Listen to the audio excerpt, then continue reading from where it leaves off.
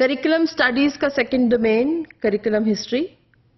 ہم جانتے ہیں کہ ہسٹری کسی بھی اسٹڈی کے لیے بڑی ضروری ہے. جب تک ہم اپنے ماضی سے کسی بھی طرح پیوستہ نہیں رہیں گے ہم پریزنٹ کے لیے پلاننگ نہیں کر سکتے. بالکل اسی طرح سے curriculum history is a process in which we analyse, then we interpret and then we explain what was happening in the past and what were the driving forces.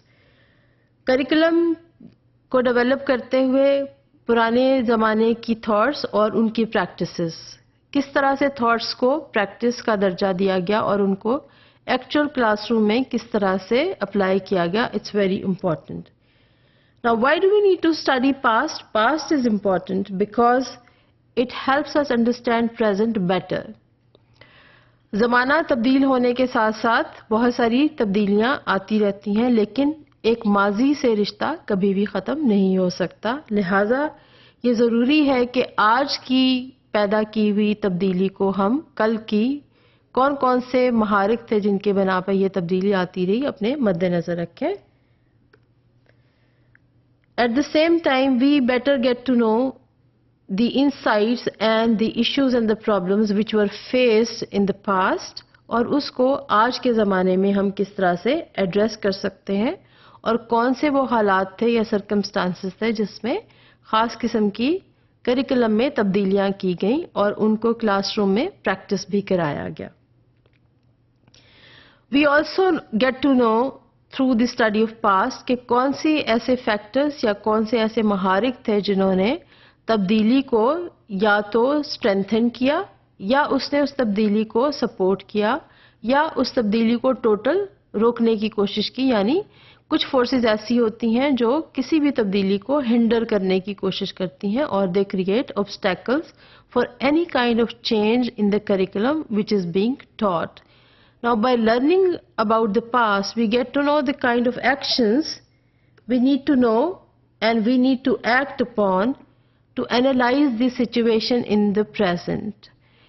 یعنی ہم کس چیز پر توجہ کرتے ہیں کہ ہمیں ماضی میں دیکھنا ہے کہ کس بنا پر کریکولم میں کوئی بھی کانٹینٹ شامل کیا گیا.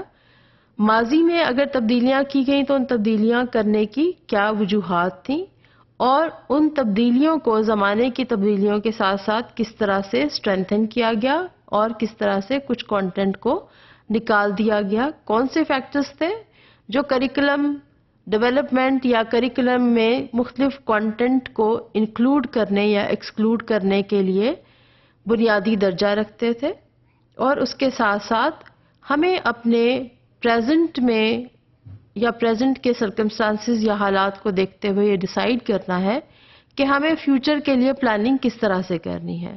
سو ایک طرح سے ہمارا ماضی سے رشتہ اور پریزنٹ سے رشتہ جوڑنے کے ساتھ ساتھ ہمیں اپنی پریکٹسز کو جو ہم کریکولم ڈیولپمنٹ کرتے ہوئے فیوچر کے لیے پلان کر رہے ہیں تو ہمارا ایک رشتہ ماضی کے ساتھ مسلسل جڑا ہوا ہے, اور کل کو آپ کے بعد آنے والے لوگ اسی طرح سے آپ کے پریزنٹ کو ماضی کے طور پہ دیکھیں گے اور اپنے فیوچر کے لیے پلان کریں گے.